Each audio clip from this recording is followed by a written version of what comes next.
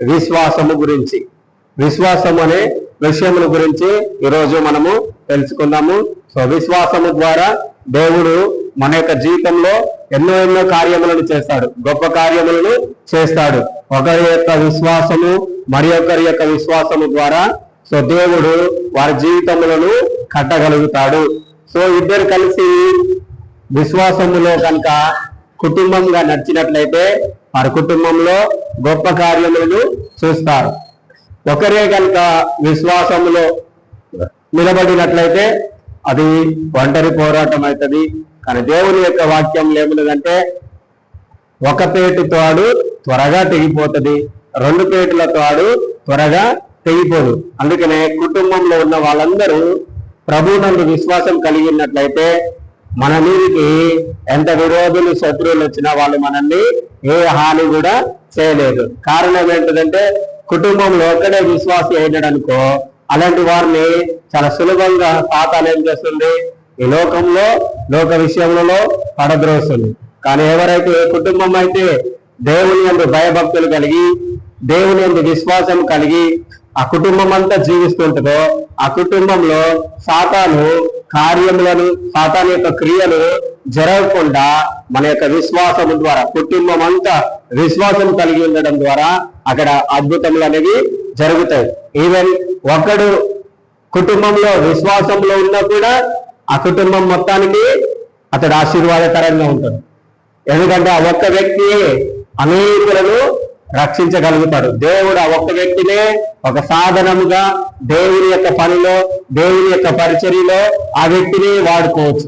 మనందరం తెలుసు ఎంతో మంది గొప్ప గొప్ప దైవ సేవకులు మొట్టమొదటిగా వారి యొక్క ఇళ్లలో వాళ్ళే మొదటిగా నమ్ముకొని విశ్వాసంలో నిలబడి ఉండొచ్చు. లేదంటే వారి యొక్క భార్యలైనా వారి యొక్క పిల్లలైనా వారి పిల్లల ద్వారానైనా ఎవరో ఒకరి ద్వారా ప్రభువుని తెలుసుకొని ఈరోజు వాళ్ళు మన మధ్యలో గొప్ప పరిచర్య చేస్తున్నారు. అదేవిధంగా కుటుంబంలో మొదటిగా ఒక వ్యక్తి రక్షించబడిన తర్వాత సో మిగతా వ్యక్తులందరినీ అతడు రక్షణలోనికి నడిపించగలుగుతున్నాడు. అదేవిధంగా మనం చూసినట్లయితే సో మనకు తెలుసు అపోస్తుల కార్యములు 16వ అధ్యాయంలో 25వ వచనం నుంచి చివరి వచనం వరకు మనం చూసినట్లయితే పౌలుని శిలని ఫిలిప్పీ పట్టణంలో చెరసాలలో వేస్తారు. పౌలుని శిలని ఫిలిప్పీ పట్టణంలో చెరసాలలో వేస్తారు. కానీ ఈ పౌలుకి ఫిలిప్పీకి దేవుని యందు విశ్వాసం ఉన్నది. అంతకంటే ముందు వారిని ఎంతో కొట్టి ఉన్నారు, బాగా కొట్టి ఉన్నారు. కొట్టి వారిని చెరసాలలో వేసి ఉన్నారు. చెరసాలలో వేసి ఆ చెరసాలకి ఒక నాయకుడిని కాపుదలగా ఆ చెరసాల అధికారిని ఉంచి ఉన్నారు. వీరు ఎంతో బాధల్లో ఉన్నప్పటికీ కూడా వాళ్ళు ఏం చేస్తున్నారంటే దేవుడి నామాన్ని స్తుతిస్తున్నారు, దేవుడికి ప్రార్థన చేస్తూ పాటలు పాడుతున్నారు. ఎంత గొప్ప సాక్ష్యం చూడండి, ఎంత గొప్ప విషయం చూడండి. మనము ఎవరైనా మనల్ని కొట్టినా ఎవరైనా మనల్ని పెట్టినా మనం ఏం చేస్తాం, ప్రార్థన చేయడము మానేస్తుంటాం, ప్రార్థనకు రాము. కానీ వీళ్ళు దేవుని కొరకు దెబ్బలు తిని దేవుని కొరకు అవమానము పొంది వాళ్ళు ఏం చేస్తున్నారు, చెరసాలలో వారికి చాలా రక్తము కారి ఉన్నది. కారణం ఏంటంటే వారిని కొరడాలతో కొట్టి ఉన్నారు. అయినప్పటికీ కూడా వాళ్ళ విశ్వాసము ద్వారా ఒకరి యొక్క విశ్వాసము ద్వారా మరి ఒకరు ఇద్దరు కూడా బలపడి వాళ్ళు ఏం చేస్తున్నారు, పాటలు పాడుతూ ప్రార్థన చేస్తుండగా వాళ్ళ యొక్క చెరసాల యొక్క పునాదులన్నీ ఏమైనాయి, బ్రద్దలైపోయినాయి. ఆ చెరసాల తలుపులన్నీ విడిపోయినాయి. అదేవిధంగా వీళ్ళతో పాటు అనేకులకు ఉన్నటువంటి సంఖ్యలు వారి యొక్క సంఖ్యలన్నీ కూడా తెగిపోయినాయి. చూడండి, విశ్వాసంతో మనము ప్రార్థన చేసినా మనము పాటలు పాడినా ఏమైతే మన సంఖ్యలు మన కుటుంబంలో ఉన్న సంఖ్యలు ఒక కుటుంబంలో ఒక్క వ్యక్తి ఆరాధన చేసి ప్రార్థన చేసే వ్యక్తి అయితే ఆ వ్యక్తి ఒక్కడు దేవుణ్ణి ఆరాధిస్తున్నప్పుడు వారి కుటుంబంలో ఉన్న సంఖ్యలన్నీ పాపపు బంధకములన్నీ కూడా తెగిపోతాయి. ఇక్కడ పౌలు శీల ఇద్దరు మాత్రమే, వారిద్దరే విశ్వాసం కలిగినటువంటి వాళ్ళు, వారిద్దరే దేవుణ్ణి ఎరిగినటువంటి వాళ్ళు, వారిద్దరు దైవ సేవకులు. వారిద్దరు కలిసి ప్రార్థన చేసినప్పుడు వాళ్ళిద్దరు కలిసి పాటలు పాడినప్పుడు అనేకుల చెరసాలలో ఉన్న వారి యొక్క బంధకములన్నీ కూడా ఏమైపోయినాయి, తెగిపోయినాయి. వారి యొక్క బంధకములన్నీ కూడా ఊడిపోయినాయి. ఈరోజు నేను ఆరాధన చేసినా, మనం ఆరాధన చేసినా, మనం దేవునికి ప్రార్థన చేసినా మన యొక్క బంధకములన్నీ కూడా ఖచ్చితంగా దేవుడు విరగొట్టేశాడు. నీకే బంధకం అనే ఇబ్బంది ఉన్నా, ఏ ఇబ్బంది బాధ ఉన్నా, నీ బంధకములన్నీ కూడా దేవుడు ఏం చేస్తాడు? తొలగిస్తాడు. ఎందుకంటే ఆయన నమ్మదగిన దేవుడు. కారణం ఏంటిదంటే లూకా సువార్త 4:18 ఏమిటంటే ప్రభు ఆత్మ నా మీద ఉన్నది, ప్రభు ఆత్మ మన మీద ఉన్నది. ప్రభు యొక్క ఆత్మ ఆదికాండం 1:2 జలముల పైన అల్లాడుతున్నది, జలముల పైన తిరుగుతున్నది. కానీ ఇప్పుడైతే దేవుని యొక్క ఆత్మ, పరిశుద్ధాత్మ ఎక్కడ ఉన్నది? మన మీద ఉన్నది. ప్రభు ఆత్మ నా మీద ఉన్నది. ప్రతిరోజు మనం ఈ మాట చెప్పాలి, ప్రభు ఆత్మ నా మీద ఉన్నది. ఎందుకు ప్రభు ఆత్మ నా మీద ఉన్నది అంటే, ఎందుకంటే ఆయన నన్ను అభిషేకించి ఉన్నాడు. దేని కొరకు ఆయన నన్ను అభిషేకించి ఉన్నాడంటే బీదలకు సువార్తను ప్రకటించడానికి. ఎవరికి? బీదలకి. బీదలకు ఏం చేయడానికి? సువార్తని ప్రకటించడానికి. అదేవిధంగా చెరసాలలో ఉన్న వారిని విడిపించడానికి. అభిషేకము ఏం చేస్తుంది? చెరసాలలో ఏ బంధకములు ఉన్నా, ఏ బాధలున్నా, ఏ ఇబ్బందులున్నా అభిషేకం ఏం చేస్తుంది? ఆ బంధకములన్నిటినీ విడిపిస్తుంది. అదేవిధంగా ఇంకేం చేస్తుంది అని చెప్పిన అభిషేకము గ్రుడ్డి వారి యొక్క కన్నులని తెరుస్తుంది. గ్రుడ్డి వారు అంటే అభిషేకము దేవుని యొక్క ఆత్మ మన మీద ఉన్నది కనుక వారి యొక్క కన్నులని తెరుస్తుంది. ఇప్పుడు అభిషేకం నీ మీద ఉన్నది కనుక మన కుటుంబంలో దేవుని యొక్క వాక్యం వినకుండా, దేవుని యొక్క మందిరంలోకి రాకుండా ఎవరి యొక్క కన్నులైతే గురుడితనంగా ఉన్నాయో వారి యొక్క కన్నులని దేవుని యొక్క ఆత్మ ద్వారా మనము విడిపించగలుగుతాము. మనం ఏం చేస్తాము? విడిపించగలుగుతాము. కారణం ఏంటంటే నువ్వు కాదు, నీ అంతటా నువ్వు విడిపించలేవు. ఇక్కడ పౌలు శీల వాళ్ళంతలో వాళ్ళు విడిపించలేరు. ఎందుకంటే వాళ్ళకే బంధకములు ఉన్నాయి, వాళ్ళనే బంధించి ఉన్నారు. కానీ వాళ్ళ బంధకములలో ఉన్నా వాళ్ళు ఏం చూస్తున్నారు? వాళ్ళ యొక్క బలహీనతను బట్టి వాళ్ళ యొక్క బంధకములను వైపు చూస్తున్నారు. కానీ వాళ్ళు ఏం చేస్తున్నారు? దేవునికి ప్రార్థన చేస్తూ కీర్తనలు, పాటలు పాడుతుంటే ఏమనేది? చెరసాలలో ఉన్న వారి యొక్క బంధకములన్నీ కూడా తెగిపడిపోయినాయి. వెంటనే అక్కడ ఉన్నటువంటి చెరసాల నాయకుడు అది చూసి ఏమంటున్నాడు? అయ్యో, ఖైదీలందరూ పారిపోయినారని తనను తానే పొడుచుకోబోతున్నాడు. తనను తానే హాని చేసుకోబోతుంటే పౌలు అది ఎరిగిన వాడై, పౌలు అది గ్రహించి చెరసాల నాయకుడితో అంటున్నాడు, మేము ఎక్కడికి పారిపోలేదు, మేము ఇక్కడనే ఉన్నాం, నువ్వు ఎలాంటి హాని చేసుకునే అవసరం లేదు. చూడండి, విశ్వాసము నిన్ను ఏ విధంగా జీవింపజేస్తుందో చూడండి. విశ్వాసము మనకుంటే మనల్ని ఎవరైతే చెరసాలలో వేసినారో వాళ్ళు మనల్ని బయటికి తీసుకొని వచ్చేలాగా చేస్తుంది. విశ్వాసము నీ ప్రార్థన, నువ్వు పాడే దేవునికి చేసే స్తుతి ఆరాధన నిన్నెవరైతే కిందికి పడద్రోయాలని చూసినారో వాళ్ళే నుండి పైకెత్తేలాగా దేవుడు చేస్తాడు. వాళ్ళనే దేవుడు ఉపయోగించుకుంటాడు. ఇక్కడ ఎవరినైతే పౌలుని, ఏ వ్యక్తులైతే ఆ చెరసాలలో వేసి ఉన్నారో శీలని, పౌలు ఈ అద్భుతం జరిగింది. చెరసాలలో ఉన్న వాళ్ళ యొక్క బంధకములన్నీ ఊడిపోయిన వెంటనే ఆ చెరసాల నాయకుడు అది చూసి పౌలు వద్దకు వచ్చి అతడేమంటున్నాడంటే, ఏమంటున్నాడు? నేను రక్షణ పొందుటకు నేనేం చేయాలి? అయ్యలారా, సార్, ఎంత రెస్పెక్ట్ వస్తుందో చూడండి. నువ్వు దేవుణ్ణి ఆరాధన చేసే వ్యక్తి అయితే, నువ్వు దేవునికి ప్రార్థన చేసే వ్యక్తి అయితే, నువ్వు విశ్వాసం కలిగిన వ్యక్తి అయితే, నువ్వు ఎలాంటి బాధలో ఉన్నా, ఎలాంటి కష్టంలో ఉన్నా, లేదంటే ఎవరైనా నిన్ను బాధలను త్రోసివేసినా దేవుడు ఏం చేస్తాడంటే వారి ద్వారానే నిన్ను హెచ్చిస్తాడు. వారి ద్వారానే దేవుడు నిన్ను హెచ్చిస్తాడు. ఈ చెరసాల నాయకుడు ఏమంటున్నాడు? అయ్యలారా, సార్, నేనేం చేయాలి? నేను నా యొక్క కుటుంబం రక్షణ పొందుకోవాలంటే నేనేం చేయాలి? అప్పుడు ఏం చేస్తున్నాడు? పౌలు సువార్తను ప్రకటిస్తున్నాడు. మీరు మీ ఇంటి వారందరూ యేసు ప్రభునందు విశ్వాసం ఉంచితే, సో మీ ఇంటి వారందరూ రక్షణ పొందొచ్చు.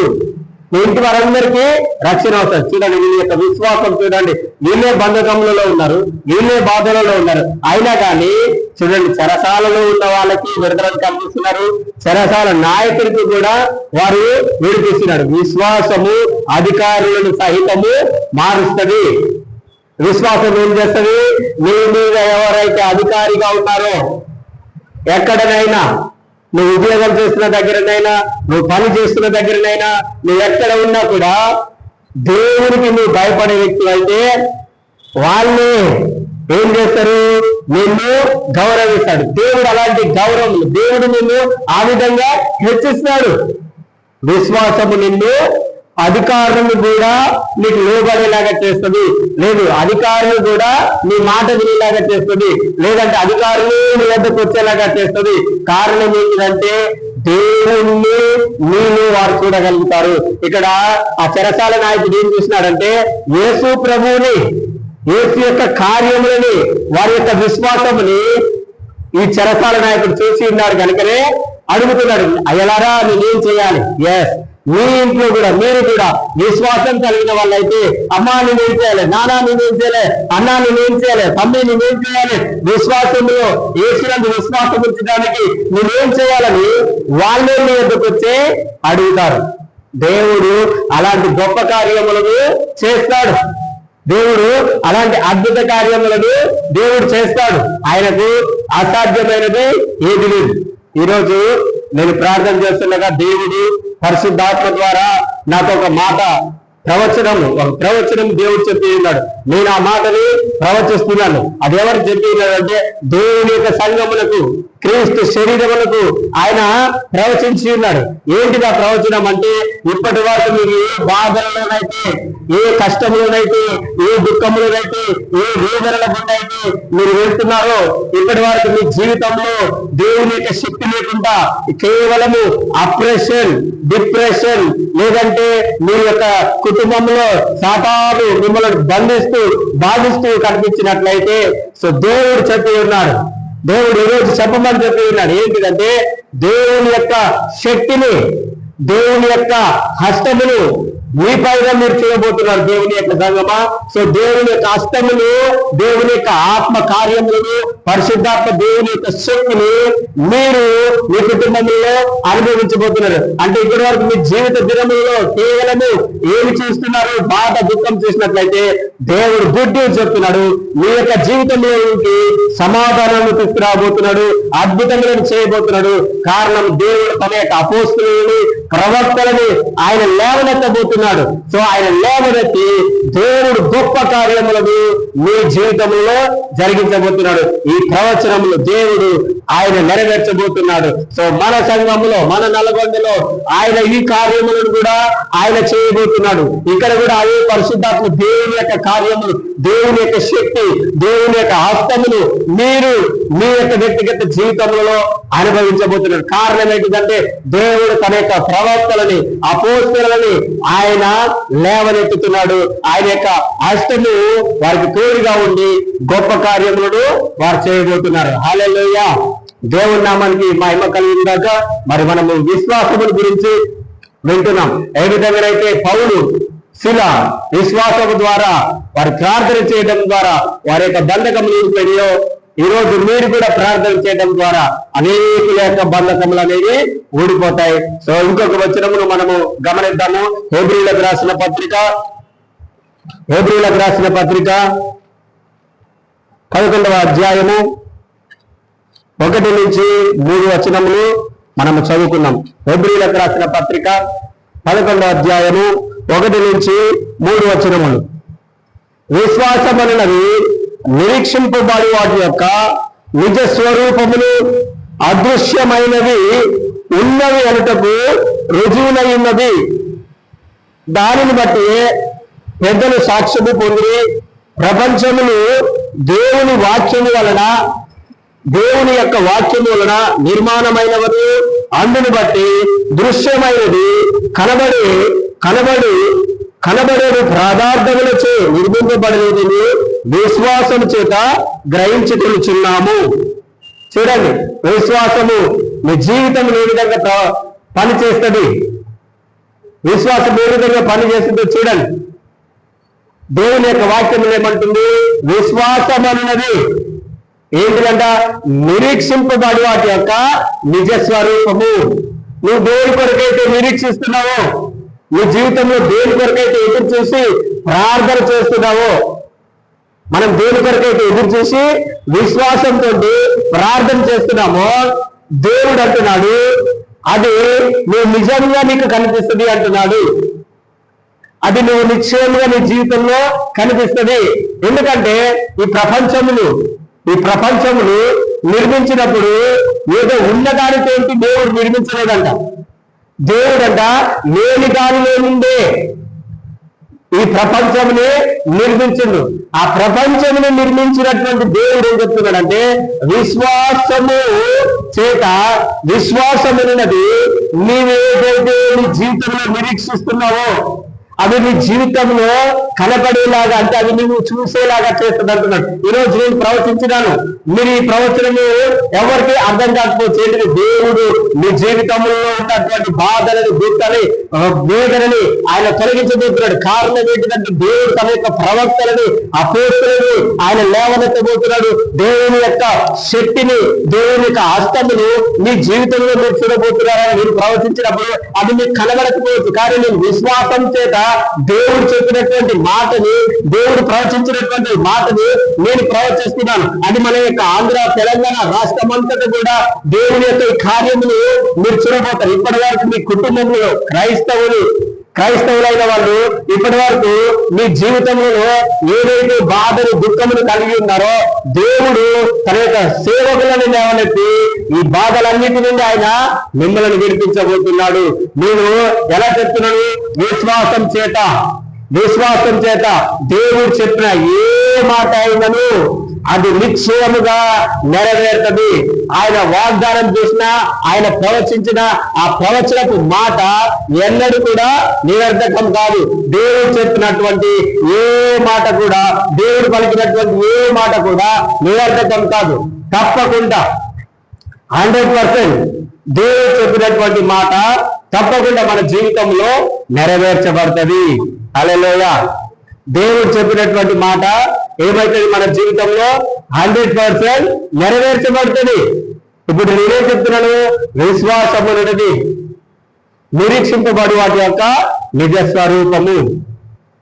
మనందరి జీవితంలో తప్పకుండా మీరు ఒక గోల్ని కలిగి ఉండాలి, ఒక గురిని మీరు కలిగి ఉండాలి.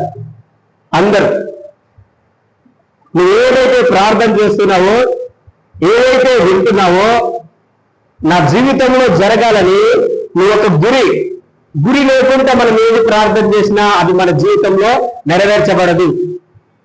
ఒక లక్ష్యం లేకుండా ఎవరైనా ఏదైనా సాధించాలని అనుకుంటే వారు దానిని సాధించలేరు. అదేవిధంగా నువ్వు ప్రార్థన చేసేటప్పుడు గురి లేకుండా, లక్ష్యం లేకుండా ప్రార్థన చేయకూడదు. ఒకవేళ అలా ప్రార్థన చేసినట్లయితే ఏమవుతుంది? నువ్వు దానిని దేని కొరకు ప్రార్థన చేస్తున్నావు, ఏ విషయం నిమిత్తమై ప్రార్థన చేస్తున్నావో నీకే అర్థం కావట్లేదు. విశ్వాసం కలిగిన వాళ్ళు ఏం చేస్తారంటే ఒక గురిని కలిగి ఉంటారు. నా జీవితంలో నేను ఇది చూడాలి, ఏం చేయాలి? ఇది నా జీవితంలో నేను తప్పకుండా చూడాలి.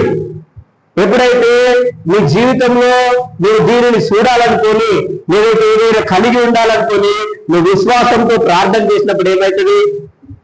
విశ్వాసంతో ప్రార్థన చేసినప్పుడు ఏమవుతుందంటే నీకు కనబడట్లేదు.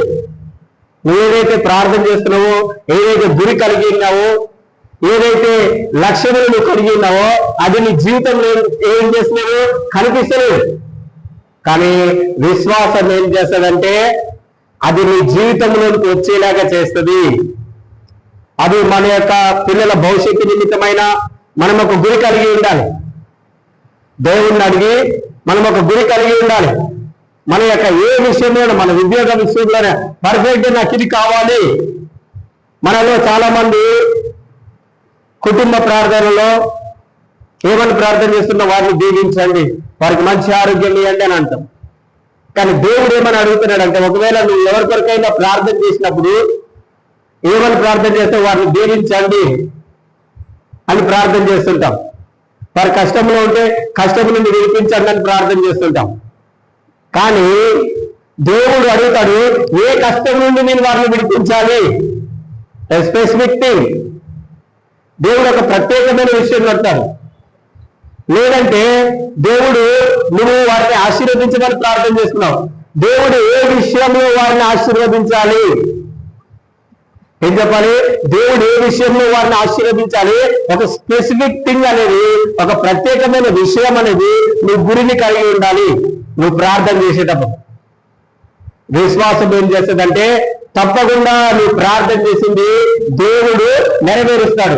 ఏ విషయంలో వారిని ఆశీర్వదించబడాలి, ఏ విషయంలో వారు వర్ధిల్లాలనుకుంటున్నావో ఆ విషయం చెప్పి మీరు వారి కొరకు ప్రార్థన చేయండి.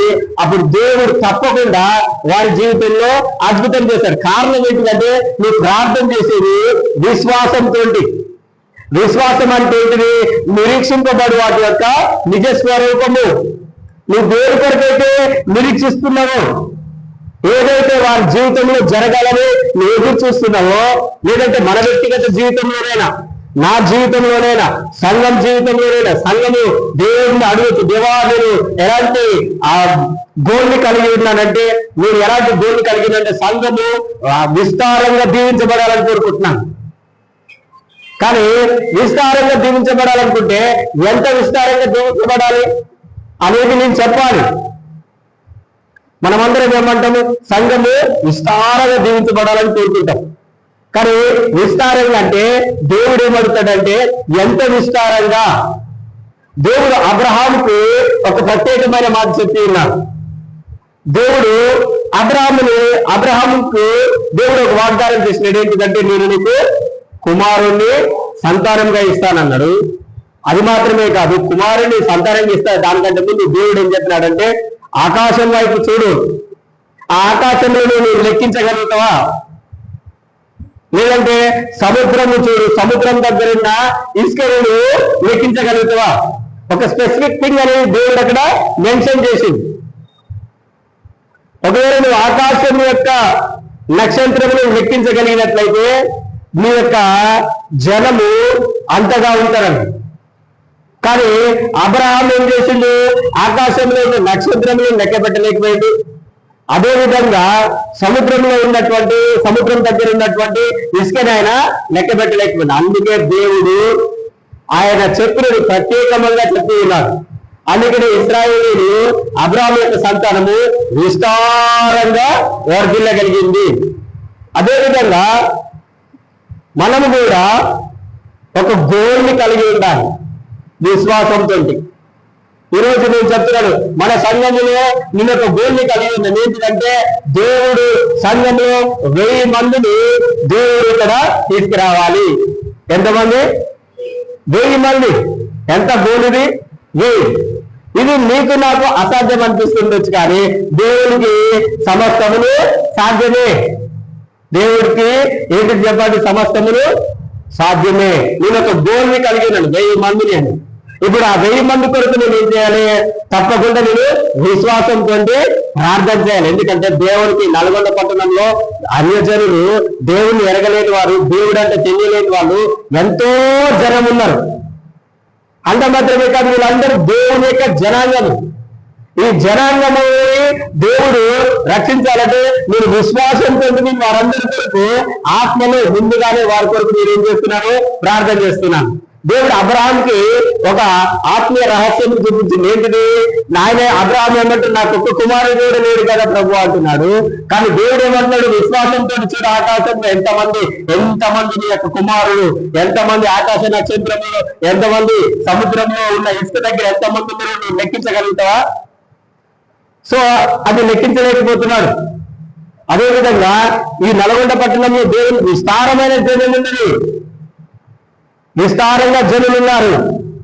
నా యొక్క గోల్ ఏంటిదంటే మినిమం ఈ నల్గొండ పట్టణంలో నేను ఒక 1000 మందినైనా, అది నా యొక్క గోల్. నేను దాని కొరకు ప్రార్థన చేస్తున్నాను. మీరు కూడా ఒక గోల్ని కలిగి ఉండండి. దేవుడు ఎక్కడైతే నిన్ను ఆశీర్వదించి ఉన్నాడో, దేవుడు ఎక్కడైతే నిన్ను నిలబెట్టి ఉన్నాడో, దేవుడు ఎక్కడైతే నిన్ను ఉంచాలనుకుంటున్నాడో, ఆ ప్రదేశంలో దేవుని నువ్వు అడుగు. ఏంటిది? నాకు ఇప్పుడు కనబడట్లేదు, కానీ నేనేం చేసినాను, నేను వాటిని నా యొక్క ఆత్మలో లేదంటే నా కళలో నేను ఇప్పుడు ఏమని ప్రసంగిస్తున్నాను తెలుసా? నా ఎదుట 1000 మంది ఉన్నట్టుగా నేను చూసుకొని ప్రసంగిస్తున్నాను. ఎంతమంది ఉన్నట్టు ప్రసంగిస్తున్నాను? నేను 1000 మందిని చూసి ప్రసంగిస్తున్నాను. 1000 మంది నా ఎదుట ఉన్నారు. 1000 మందిని నేను ఆత్మలో చూస్తున్నాను. 1000 మందికి నేను చెప్తున్నాను దేవుని యొక్క వాక్యాన్ని. మీరు అనుకోవచ్చు మనం కొద్ది మంది ఉన్నాం, ఈ కొద్ది మందికే కదా మీరు చెప్పేది అని. లేదు, నేను ఎంతమందికి చెప్తున్నాను. కారణం ఏంటిదంటే దేవుడు నన్ను ఈ 1000 మంది కొరకు ప్రార్థన చేయమని దేవుడు నన్ను ఆత్మ చేత ప్రేరేపించిండు. కనుక నేను ఈ 1000 మంది కొరకు ఎక్కడి నుంచి వస్తారు, ఏ జాతి నుంచి వస్తారు, ఏ ఊరు నుంచి వస్తారు, ఏ గ్రామం నుంచి వస్తారు, ఏ పట్టణం నుంచి వస్తారు అనేది నాకు మాత్రం తెలియదు, కానీ దేవుడికి తెలుసు. దేవుడు ఏం చేస్తాడు? ఆయనే నలుదిక్కుల నుండి నడిపిస్తాడు. ఇదేంటిది? నేను ఒక గోల్ని కలిగి ఉన్నాను, ఒక గురిని నేను కలిగి ఉన్నాను, ఒక లక్ష్యమును నేను కలిగి ఉండి నేనేం చేస్తున్నాను? విశ్వాసంతో ప్రార్థన చేస్తున్నాను. నీతిమంతుడు ఎలా బ్రతుకుతాడు? నీతిమంతుడు ఎలా బ్రతుకుతాడు? విశ్వాసం. రోమీయులకు రాసిన పత్రిక 1వ అధ్యాయము 17వ వచనంలో ఉంది. ఇప్పుడు నేను కూడా విశ్వాసంతో చెప్తున్నాను, విశ్వాసం చేత ఈ మాట పలుకుతున్నాను, విశ్వాసం చేత నేను బ్రతుకుతున్నాను. చూడండి, చదవండి. రోమీయులకు రాసిన పత్రిక 1వ అధ్యాయము 17వ వచనం.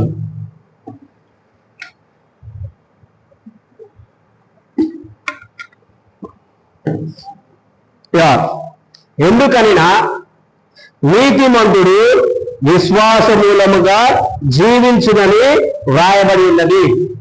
నీతిమంతుడు యేసు ప్రభు దేవుడు చెప్తున్నాడు. నీతిమంతుడు ఎలా జీవిస్తాడంట?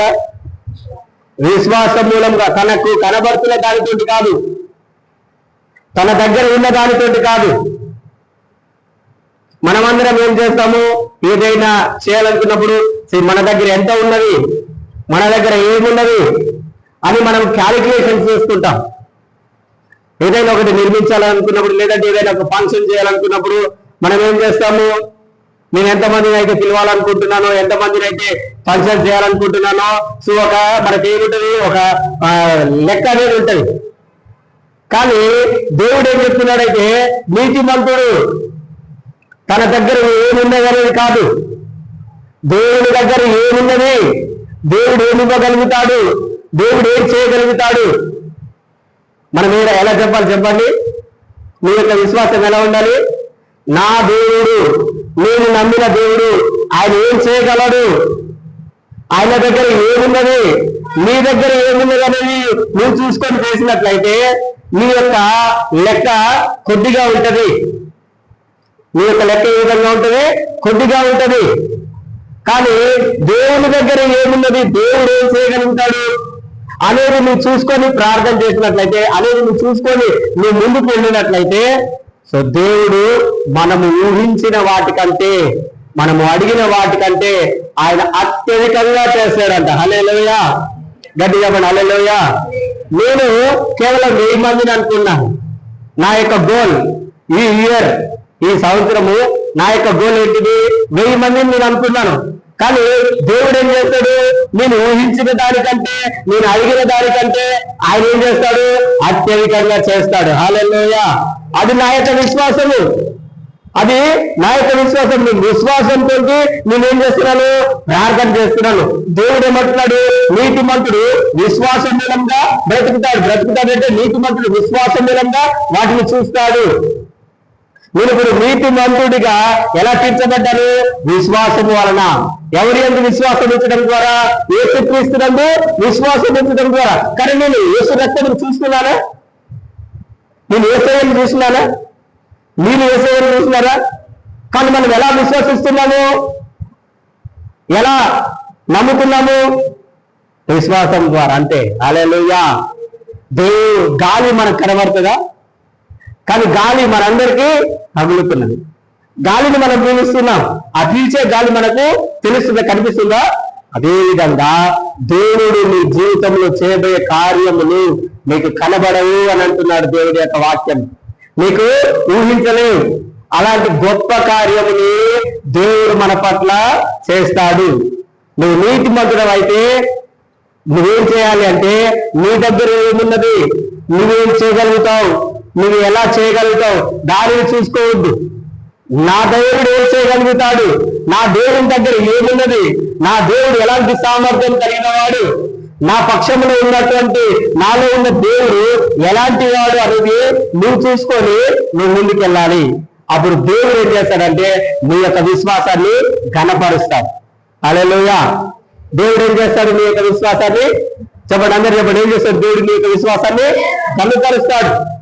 ఎప్పుడు ఘనపరుస్తాడు, ఎప్పుడు ఘనపరుస్తాడు, నువ్వు నమ్మినప్పుడు, నువ్వు విశ్వసించినప్పుడు, నువ్వు ఒక గురి, ఒక లక్ష్యము, ఒక గురి కలిగి నువ్వు ప్రార్థన చేస్తున్నప్పుడు, దేవుడి యందు మాత్రమే నువ్వు విశ్వాసం ఇచ్చినప్పుడు. ఎవరి యందు నువ్వు విశ్వాసం ఉండాలి, దేవుడి యందు మాత్రమే. మనుషుల మీద నీ యొక్క విశ్వాసం ఉండకూడదు, మనిషిని నమ్ముకొని నువ్వు రాకూడదు, దేవుని నమ్ముకొని. అందుకే నేను ఏం చెప్తున్నాను, మన దేవుడు ఏం చేయగలుగుతాడు, మన దేవుని దగ్గర ఏమున్నది, ఆయన ఏం చేయగలడానికి సమర్థుడు, అది చూసుకొని నువ్వు చెప్పగలిగినట్లయితే, విశ్వాసంతో నువ్వు చెప్పగలిగినట్లయితే అది నీ జీవితంలో సాధ్యమవుతుంది. అందుకనే దేవుని యొక్క వాక్యంలో మనం ఏం చదువుకున్నాం, మనకంటే ముందున్న వాళ్ళు విశ్వాస వీరులు, వారు ఏ విధంగా సాక్ష్యం పొంది ఉన్నారంట, దేనిని బట్టి, ఈ విశ్వాసముని బట్టి. విశ్వాసం అనేది నీకు కనబడట్లేదు, కానీ నీ క్రియల రూపంలో కనిపించగలుగుతుంది. నువ్వు చెప్పే మాటలు నీ యొక్క విశ్వాసం కనబడుతుంది. ఎలా కనబడుతుంది, నువ్వు చెప్పే మాటలు, నువ్వు చేసే ప్రార్థనలు, నువ్వు నడిచే నడకలో నీ యొక్క విశ్వాసం అనేది కనబడుతుంది. ఇప్పుడు నేనేం చెప్తున్నా, నా ఎదుట 1000 మంది ఉన్నారనుకుని దేవుని యొక్క వాక్యాన్ని నేను ప్రసంగిస్తున్నాను. అంతకంటే ముందు ఎవరు లేక ముందుకు నేను కేవలం మీ గోడలకు మాత్రమే చెప్పేవాడిని. స్టార్టింగ్ లో ఎవరు లేనప్పుడు నేను ఎలా చెప్పేది, దేవుని యొక్క వాక్యం నా ఎదుట చాలా మంది ఉన్నారు, నా ఎదుట చాలా మంది ఉన్నారు అనుకుని నేను దేవుని యొక్క వాక్యాన్ని ప్రకటించేది.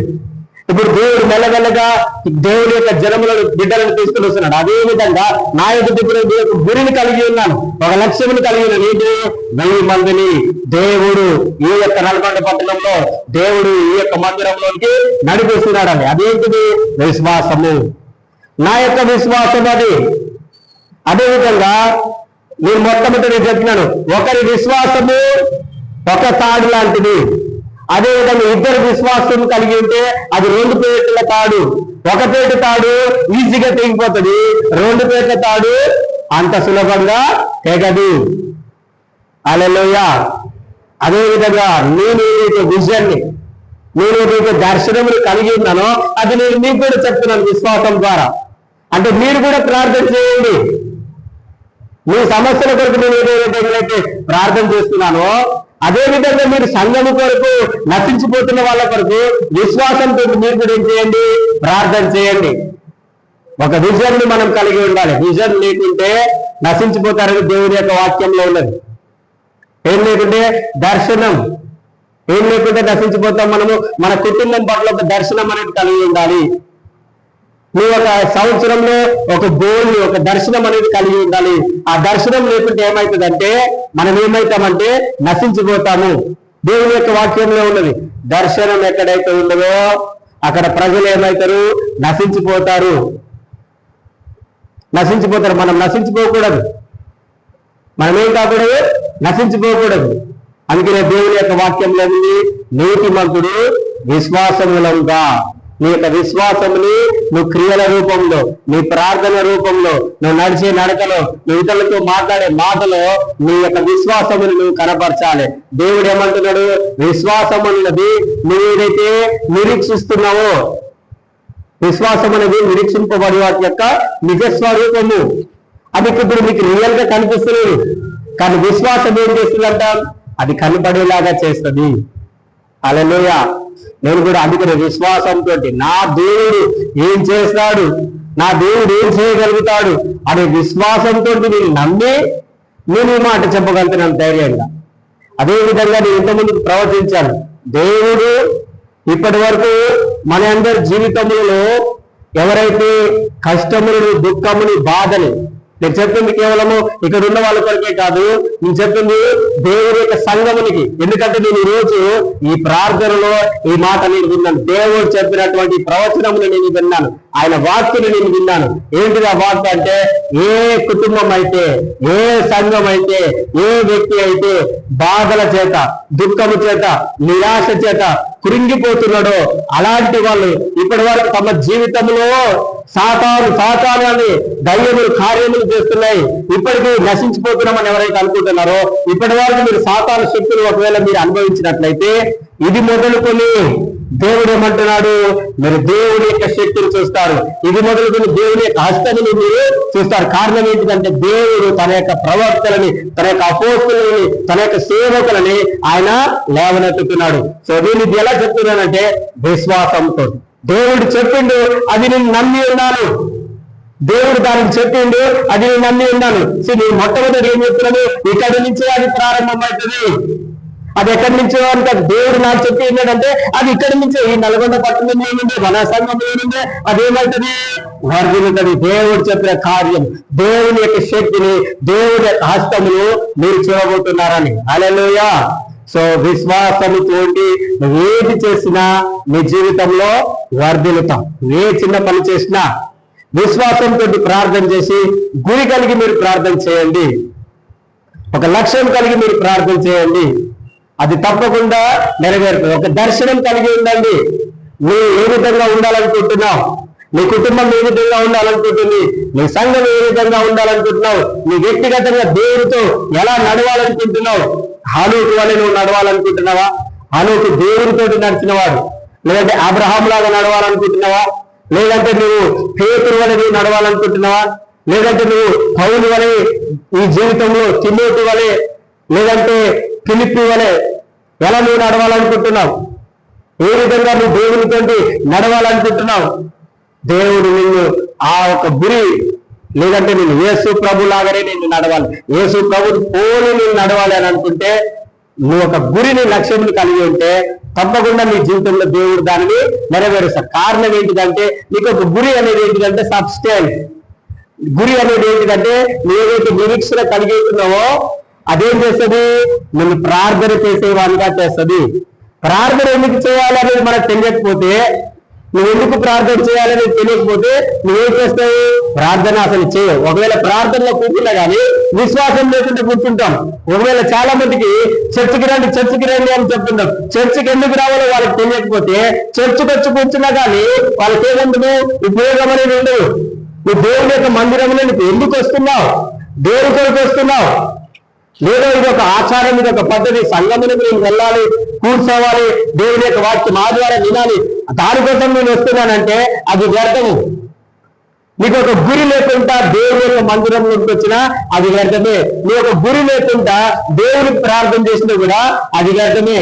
నువ్వు ప్రార్థన చేసినా, నువ్వు దేవుని యొక్క మందిరంలోకి వచ్చినా, నువ్వు ఎక్కడికి వెళ్ళినా దేవుడు విశ్వాసములు కలిగి, గురిని, లక్ష్యములు కలిగి ఉండండి, దర్శనములు కలిగి ఉండండి. నీ కుటుంబం ఏ విధంగా కనబడాలనుకుంటున్నావు? యెహోషువ ఎలాంటి గురిని కలిగి ఉన్నాడు? నేను నా ఇంటి వారు యెహోవాను మాత్రమే సేవించడము. ఆయన యొక్క దర్శనం అది. నువ్వు కూడా ప్రతిరోజు చెప్పండి, నేను నా ఇంటి వారు, నేను నా బంధువులు, నేను నా కుటుంబం, నేను నా రక్త సంబంధికులు.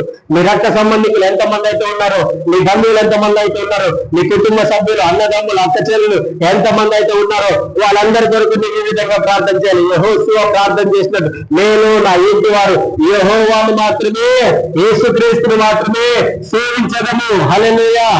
నేను జీవం కలిగిన దేవుణ్ణి మాత్రమే వెంబడిస్తామని. సో ఇక్కడ పౌలు యెహోషువ చెప్పినట్టు నువ్వు కూడా చెప్పినట్లయితే దేవుడు నీ యొక్క విశ్వాసాన్ని హానర్ చేస్తాడు. దేవుడు నువ్వు చెప్పిన మాటని ఘనపరుస్తాడు. దేవుడు నీ కొరకు అడుగుతుంటలేవు, నీ కొరకు నువ్వు బాగుపడాలని, నీ సొంత లాభం కొరకు దీన్ని అడగట్లేవు. నువ్వు ఎవరి కొరకు ప్రార్థన చేస్తున్నావు? దేవుని యొక్క మందిరము వర్ధిల్లాలని, దేవుడు వాళ్ళని రక్షించాలని, దేవుడు వారిని పాపముల నుండి, వ్యర్థమైన కార్యముల నుండి, ఆ త్రాగుడు, ఆ తప్పుడు మద్యపానము నుండి, సిగరెట్ల నుండి, బానిసత్వము నుండి వారిని విడిపించాలని నువ్వు ప్రార్థన చేస్తున్నావు. నీ బంధువుల కొరకు, మన కుటుంబంలో ఎంతో మంది త్రాగుబోతున్నారు, ఎంతో మంది సిగరెట్ తాగుతున్న వాళ్ళు ఉన్నారు, ఎంతో మంది వ్యభిచారం చేస్తున్న వాళ్ళు ఉన్నారు, ఎంతో మంది ఆర్థిక ఇబ్బందుల్లో ఉన్న వాళ్ళు ఉన్నారు. ఒక గురిని కలిగి ఉండండి, విశ్వాసంతో వాళ్ళు మన దగ్గరికి రాకపోయినా పర్లేదు. నువ్వు ప్రార్థన చేసినప్పుడు ఆత్మీయ మండలంలో ఏదో ఒక కార్యం అనేది దేవుడు చేస్తాడు. ఎందుకంటే దేవుడు చెప్పింది ఏంటంటే, నువ్వు ప్రార్థన చేసిన ఏ ప్రార్థన కూడా వ్యర్థం కాదు. మనం చేసుకున్నటువంటి ఏ ప్రార్థన కూడా వ్యర్థం కాదు. దావీదుకు దేవుడు చెప్పినాడు, నువ్వు కార్చిన నీ కన్నీరు నా బుద్ధిలో నేను దాచి ఉన్నాను. అదేవిధంగా నువ్వు చేసినటువంటి ప్రార్థన దేవుడు ఎప్పుడు కూడా మర్చిపోడు. నువ్వు విశ్వాసంతో ఏ ప్రార్థన అయితే చేస్తావో, ఎవరి కొరకు ప్రార్థన చేస్తావో, నీ కుమారుల కొరకు, నీ కుమార్తెల కొరకు, దేని కొరకు ప్రార్థన చేసినా విశ్వాసం కలిగి, ఒక గురి కలిగి నువ్వు ప్రార్థన చేసినట్లయితే విశ్వాసము నీకు ఏం చేస్తుంది? నువ్వు ఏదైతే నిరీక్షణ కలుగుతున్నా అదేంటిది? సబ్స్టెన్స్. అది ఉన్నది అని నమ్మటానికి నీకు విశ్వాసం ఏం చేస్తుంది? సహాయం చేస్తుంది. ఏం చేస్తుంది? ఉన్నది. వాళ్ళు దేవుని యొక్క మందిరానికి వస్తారు. మనం ఏం చెప్తాం? వాళ్ళు రాళ్ళు, వాళ్ళు కఠినలు, వాళ్ళు మూర్ఖులు. మనం ఏం చెప్తుంటే మన నోటితోటి ఆ మాట చెప్తుంటాం. కారణం ఏంటంటే నోటికి మాటకి దేవుడి శక్తినిచ్చి ఉన్నారు. నువ్వు ఎప్పుడు కూడా వాళ్ళు రారు అని చెప్పకూడదు, వాళ్ళు ఎలాంటి వాళ్ళైనా. వాళ్ళు మారిపోయారని చెప్పకూడదు, వాళ్ళు ఎలాంటి వ్యక్తులైనా.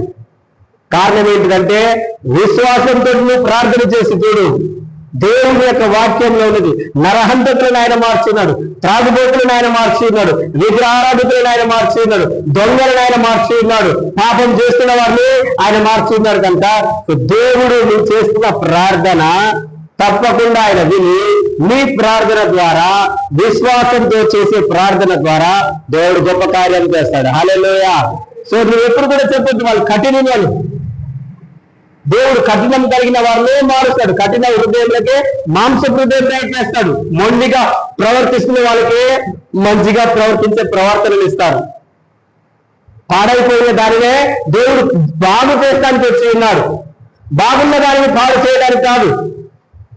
పాడైపోయిన వారి యొక్క జీవితములను, పనికి రాకుండా పెంట కుప్పలను, బీదలుగా ఉన్నటువంటి వారి యొక్క జీవితములను దేవుడు పైకి లేవనెత్తడానికి నువ్వు ప్రార్థన చేసినట్లయితే నీ ప్రార్థనే వారికి ఒక ద్వారంగా ఉంటది.